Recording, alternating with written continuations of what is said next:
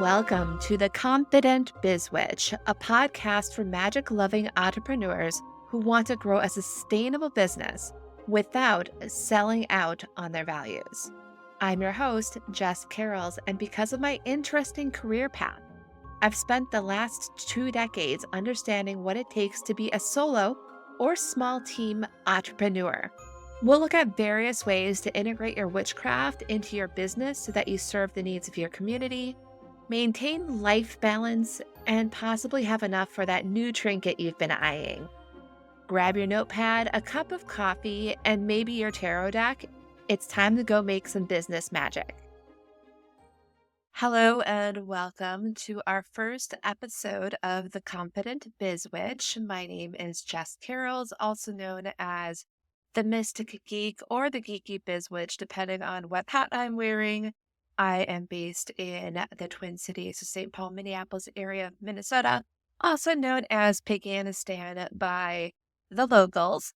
So I apologize ahead of time that this topic is beyond timely, like procrastination level timely. I have ADHD, I have an impulse, and I also will deal with things to the last minute, but I feel like I have some stuff to contribute, especially for those of us who are looking at the TikTok ban that is looming for the 19th. It may go through, it may not, it may be bought out. There's a lot of speculation out there.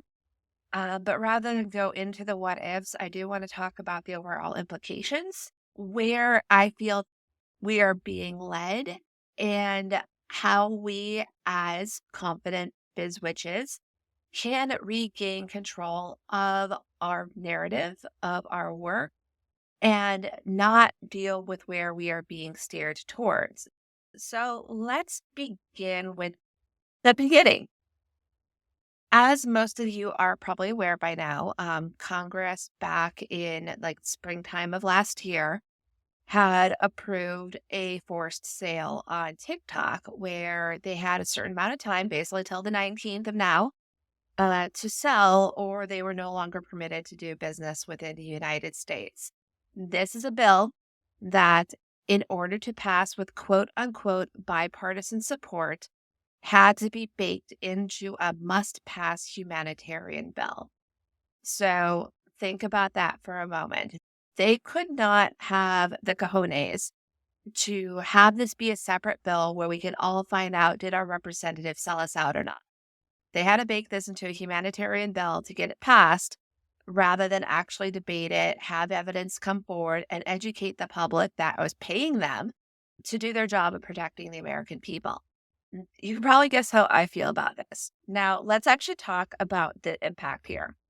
Back in 2023 or 2024-ish, when all of this was going down, TikTok had commissioned, I think it was Oxford Economics, to create the TikTok Economic Impact Report.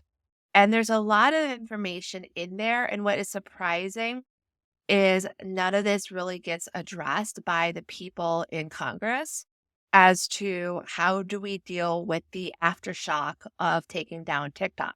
They just went national security issue and dumped it all rest of the shit on us. In 2023, $14.7 billion in revenue for small and medium businesses in the U.S. came due to TikTok. That is a freaking lot, I should say.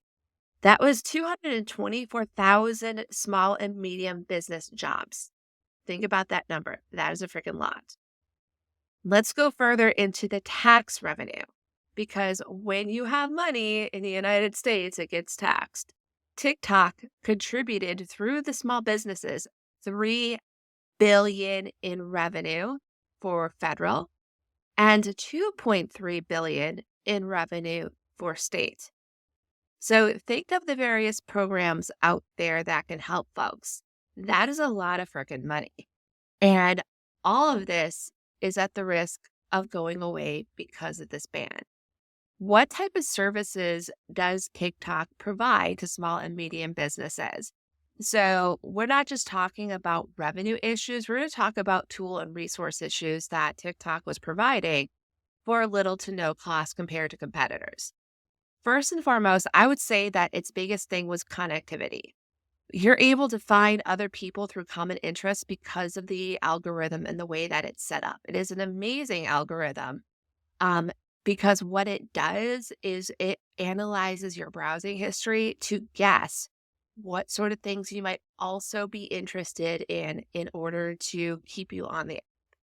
And it's because of that that a lot of these small and medium-sized businesses were able to get exposure that they could not have gotten by just simply posting on any of the other social media platforms. The algorithm is really what does it, and it is something that no one else can light a flame to.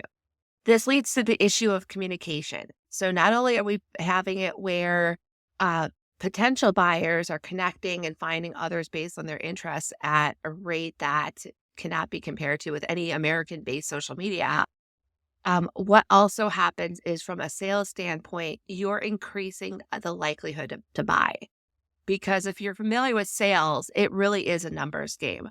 The more people that you're exposed to, the more relationships that you can build, the more people you can inform, the more likely they are going to purchase from you. So it is taking a lot of the trial and error that folks would have to do with either Facebook ads or with sales pages, and it streamlines it because the more people you push through the system, the more sales you make. Because of that algorithm, it segments your potential buyers for you. You don't have to do that on your own. So it's saving a lot of these business people time and money because of that algorithm. One of the big things that TikTok had was the TikTok shop. So you could either be a direct seller of your own merchandise, which I'll talk about in a moment, or you could be an affiliate. So you could build your TikTok shop to support other creators who are selling their things. And it created a stream of revenue that way. It accelerated affiliate marketing and it also put it into a more positive light because prior to that, most people's awareness of affiliate marketing was through multi-level marketing or MLMs. You know, the things like Tupperware, Mary Kay, or Amway, where a lot of them at this point have gotten to where marketing and building on an MLM is more about getting more fellow sellers versus finding buyers. Whereas this single level affiliate marketing that we see within TikTok shops goes back to the original concept of affiliate marketing of you go through, you build your audience and you recommend things that you fully back. You're not there to find other affiliates or other sellers, I should say. You are there to build a base of buyers. And that is huge. That is huge for relationship based marketing, for referral marketing. Uh, because that drives business better than simply paid ads. Is when you have someone that you know, like, and trust telling you that something is good. And then, in addition to that, for those who have merchandise that they sell, TikTok Shop created its own marketplace and order platform in order to streamline sales. So people did not have to necessarily go on Etsy. You could go on Shopify if you're doing multi-channel selling, and then just have TikTok as one of the channels. But it's streamlined for those who didn't want to do all that. It streamlined that ability to take orders and to ship things out.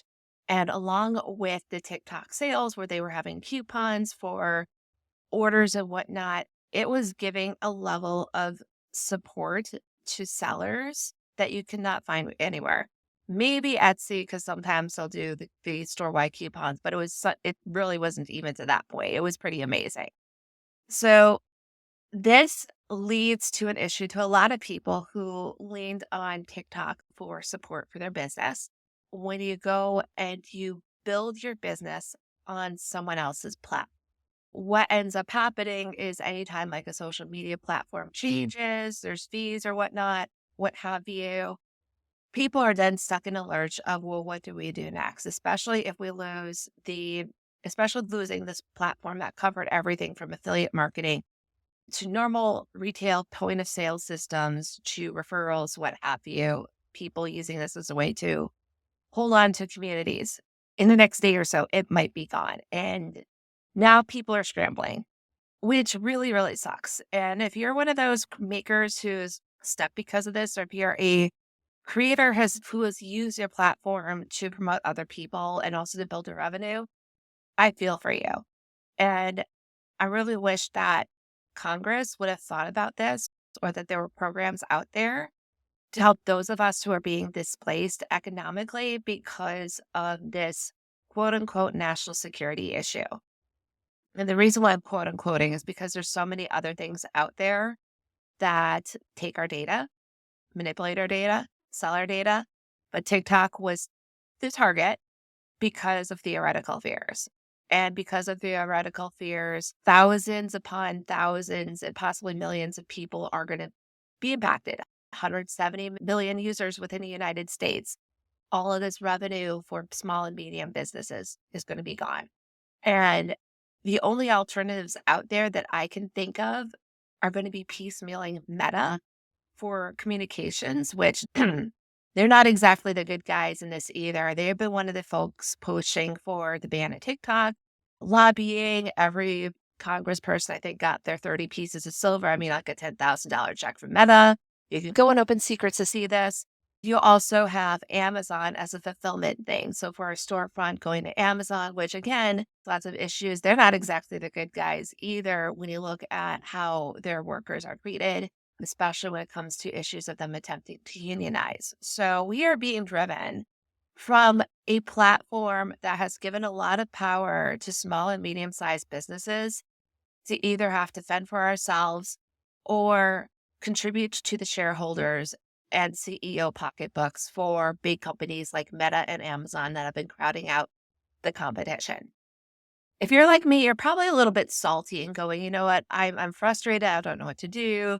I'm angry, but I don't want to sell out to these big businesses. What the heck can happen? Here's where I'm going to be real with you.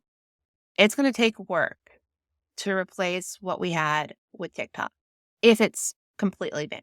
Even if it's not, this is a wake up call for us to realize that we need to diversify how we handle things because TikTok could be sold. It could be sold to one of the big names I just mentioned. It could lose its flavor. We can't bank on it being the way that it is before. We have to accept where we're at now and figure out what those next steps look like. So the first thing is give yourself that space to grieve, to be angry, or feel whatever you're feeling by the loss of access to this platform. Being upset with change is normal. It is okay. You have to also work through it to figure out what the what's next moment is. So it's going to be balancing, allowing yourself to feel your feelings and also giving yourself the space needed to move forward. Because again, this is a pocketbook issue and we're not being rescued from Congress's decision that it's okay to sacrifice billions of dollars of revenue for a hypothetical. So give yourself that moment to breathe and feel. Next step is going to be figuring out how you leveraged TikTok within your business. And I'm going to go through all those things again. Again, part of it is being able to throw numbers at your sales system to generate revenue. Affiliate marketing. So being able to sell and promote other people's goods in order to generate revenue for yourself, to sell your own crafts in a easily accessible storefront that's in front of hundreds of thousands, if not millions of potential buyers. So the potential sales cycle part, having a platform that you could use to actually sell your wares for low or no fees, communication, community building, even like ideas, coming up with ideas or connecting with others and finding out that you're not alone. All of these were tools or ways that TikTok supported us as business owners. So it's a matter of figuring out which of these you need to take care of and which of these are mission critical, right? If you are looking at ways of promoting yourself, promoting your business, that you're going to have to realize we are back to a numbers game, but it is a matter of being smart about how you generate those numbers. The way that TikTok handled it was they threw a lot of people, but they were cheap leads. They were low quality in the fact that you got to get hundreds, if not thousands, to look at your stuff in order to make a sale. What we have to do now is find a way to minimize our exposure to platforms and our reliance on platforms for sales because algorithms change. And especially when they want to make money, algorithms for small and medium businesses on social media change because they want us to buy advertising from them. What does that look like? This means creating a buyer ecosystem that is not dependent on social media.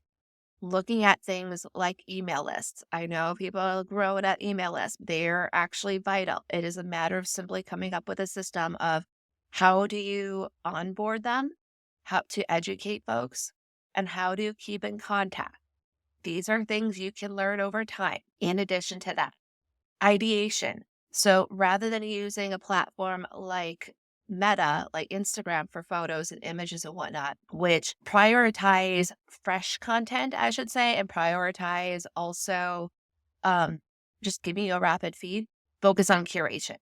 So if you're not familiar with Pinterest, if you do any type of craft-based marketing, I would highly look at Pinterest as an idea there, creating pin boards and having it there because that is going to be passive searches for people looking for ideas. So I think that as we lose TikTok for inspiration, folks are really going to look towards Pinterest because that is more of a search engine. And when you look at how the information is consumed, so we have email lists, we have Pinterest. Other thing is figuring out which do you feel more comfortable with when it comes to video content. Long form video, meaning more than 3 minutes, like this podcast, or audio, long form video and audio, short form video and audio, or writing, because that's going to tell you which other platforms you're going to look at. If you're looking at video, I would recommend either YouTube, or if you are looking at like a podcast style video shows, I would also look at Spotify. The reason for that is hosting is cheap to free. Instead of focusing on monetization on those platforms right away, use those as ways to get people into your funnel. And when I talk about funnel, getting them to land on either like an email list, a Discord, a Patreon, any of those where you're able to get them to connect with you more fully. Email list is best because you can then curate them and nudge them towards other locations. But other spots where you can get them to congregate are also good as well for helping with community building. So those are the big things you're going to want to take a look at. If we're not relying on an algorithm to put us in front of other people, beyond these high level things like YouTube and Pinterest, we're going to have to look at relationship based marketing even more deliberately. So this is where going on podcasts, being a guest, being a guest blogger, going on Medium or Substack and writing, more Medium than Substack. Substack is phase 2. So finding all of these places that are village squares that don't necessarily have such a cutthroat algorithm. Other ways of building credibility would be going on Quora and answering questions, going on Reddit. Because what you want to do right now is get your name out in as many ways possible within your capacity that show you as an expert in what you are doing, or showcase the type of work that you are doing in order to attract those who are at least minorly curious. So Quora, Pinterest, YouTube, podcasting like Spotify, all of those different things. Don't worry so much about monetizing on those platforms. You want to use those as a way to funnel them to where you can have community and have more one-on-one style conversations with folks. From there, then you can start pitching your storefront. You can start pitching all of these other things. But right now, it is about getting your presence beyond the big the big systems, the big things like Meta, X, TikTok. You need to get yourself off of those platforms and really give yourself that chance to have that business grow away from there. That's not to say completely boycott them if you don't want to, or if there is a specific need, but you will want to be very intentional in how you engage and interact with them and in what information you permit them to use from your own profile, your own browsing history. So there's articles out there on how to tell these social media platforms that they don't have rights to your data. So you're going to have to take a look at those. I'll see if I can put them in the show notes on there. So those are the big things is if you are going to use a social media platform, you want to just invest as little amount of time as possible there. Get your info or make your promotions, connect with community, have them go see your link on your profile that takes them elsewhere where they can have a deeper conversation with you. Don't give them meaningful content that they can use to try and push through their advertising revenue.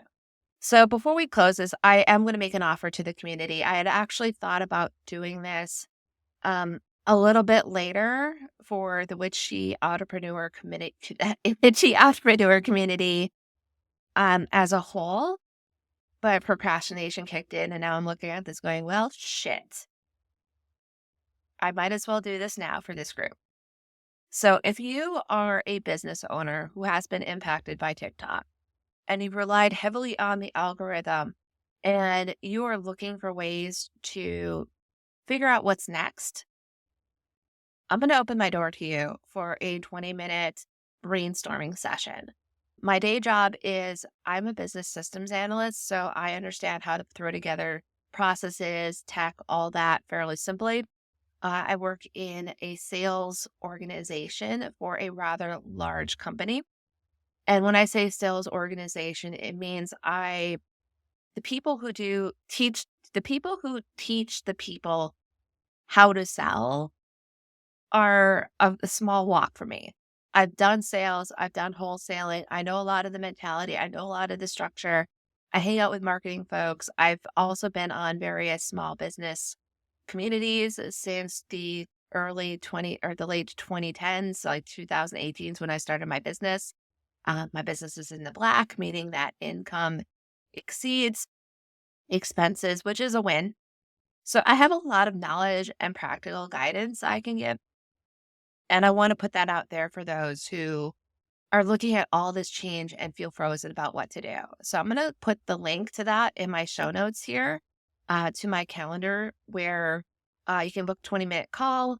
I'll ask some questions. Information is not getting sold. And it's just going to be a brainstorming session of, well, what do we do next? What can you do next? And if it pans out to leaning on me for more support, cool. If not, I'm cool with making sure that the community that I've loved has some level of support. So with that, I'm going to wrap this up for my first episode. I can't believe I talked for this long about TikTok, my views, and just dumping as much business guidance as I can on what's next for everyone who is reeling and didn't think that this was going to happen. It might still not, but even if it makes it through, I don't think TikTok's going to be the same anymore for any of us. And it really is a matter of us working together to save small and medium-sized businesses within America, because that is the American dream that we've been sold. And gosh darn it, we're going to do what we can to actually make that dream a reality for those of us who are trying to make these small and medium-sized businesses thrive.